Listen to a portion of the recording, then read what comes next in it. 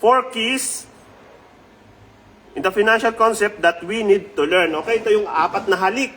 4 keys daw eh. Okay, 4 na susi sa financial concept na dapat nating maunawaan upang makaipon tayong mga OFW.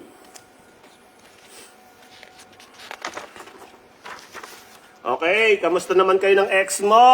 Yan, yung mga ex dyan na hindi pa nagbabayad ng utang, magbayad na kayo. At yung mga tao naman na may pautang, maningil. Nang sa ganun, hindi tayo nakaka-contribute sa community natin ng mga taong may Alzheimer's disease. Okay. X-curve concept. Okay, kamusta na yung ex mo? Doon sa X-curve concept na to, dito mo malalaman kung ano yung dapat gawin mo sa buhay para makaipon ka. Okay? Line of responsibility. Dapat yung line of responsibility mo bumababa habang tumatanda ka. Bakit? Kasi meron tayong line of wealth o line of ipon, line of savings na dapat itataas. Kaya nga X-curve concept, merong isang pataas at merong isang pababa. Responsibility. Tayong mga OFW, every month nagpapadala tayo ng responsibility sa Pilipinas in terms of pera. Pero ito, pag bulay-bulayan mo at pag-isipan, every time na magpapadala ka ng papel, hihingi ka ng papel, nagagalit sila. Ano yon? Papel is pera. Resibo is papel din.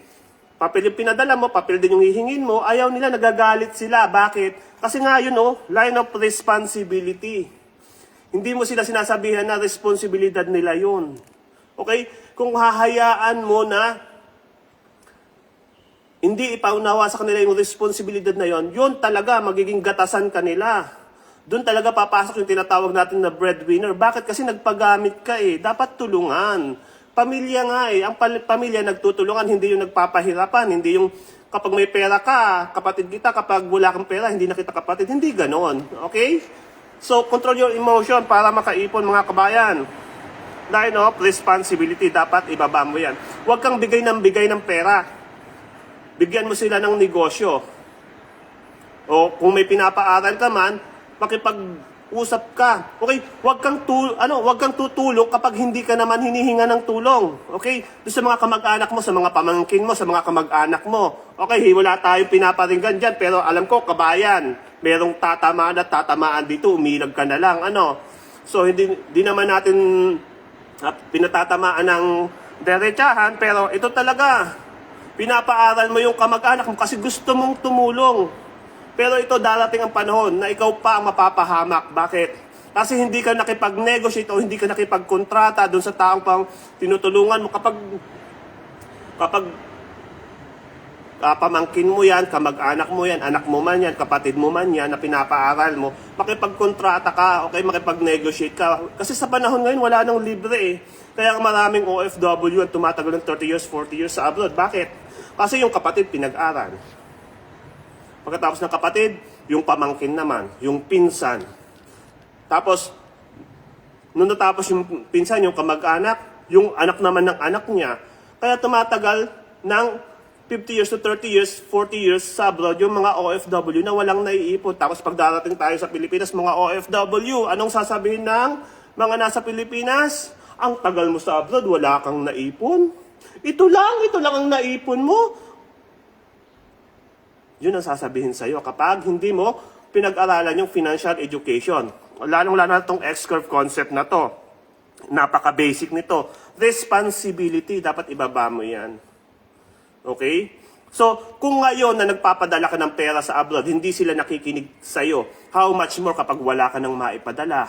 Kaya isip-isip din, pag-isipan mong mabuti dahil tumatanda tayo at hindi habang buhay ang buhay OFW. Line of savings, kailangan itaas mo yan. Dapat makaipon ka, kabayan. Okay? So, pagmasdan mo yung mga tao sa church mo, pagmasdan mo yung mga matatandang tambay dyan sa Central, sa Causeway Bay, mga Indonesian yan. Pero parang ganun na rin kasi pareho din naman na mga OFW at nagtatrabaho sa ibang bansa, di ba? Pero ang pagkakapareho niyan is ito, pag wala kang inipon na pera, pagtanda mo, pagpapasapasahan ka. Pero pag may naipon ka, pag-aagawan ka. Kikilalanin ka nila. Sa Pilipinas kasi, kalimitan, o kahit saan din naman, ang pagrespeto nila sa'yo nakabatay sa... ikaw ang may sabi niyan, kabayan ha? Ikaw ang may sabi niyan. Si ikaw ang may sabi na pera yan. Pero parang gano'n na nga. No? Although hindi naman napaka-importante ng pera, pero lahat ng bagay na importante sa'yo at nagmamahal sa'yo, na-influensyahan ng... Ikaw na naman ang may sabi niyan, kabayan. So, dapat mag-ipon ka. Mahalin mo yung sarili mo. Tanungin mo sarili mo, magkano ka? Magkano ka ba? Magkano ka, kabayan? Dapat alam mo kung magkano ka. Sa inflation rate natin ngayon, masasabi natin na dapat hindi bababa ng 6 million ang naipon mo. Ikaw pa lang, kabayan, mag-isa yan. Depende pa yan kung ilan yung anak mo, i-times mo lang yan. Kung dalawa yung anak mo plus ikaw, di times 3. 6 million times 3. So, ganun, no? Ganun yung contribution natin kapag may nagtanong sa'yo na magkano ka. Compute mo ka agad. Ang mga taong nagsasabi lang na hindi mo ko kayang bilhin, yung mga taong nabili na nila yung sarili nila. Or, automatic meron na talaga silang pera na ganun kalaki, kaya hindi mo siya pwedeng sabihin na bibilhin kita. So, wag tayong maging sinungaling, tanggapin natin yung katotohanan. Numbers never lie.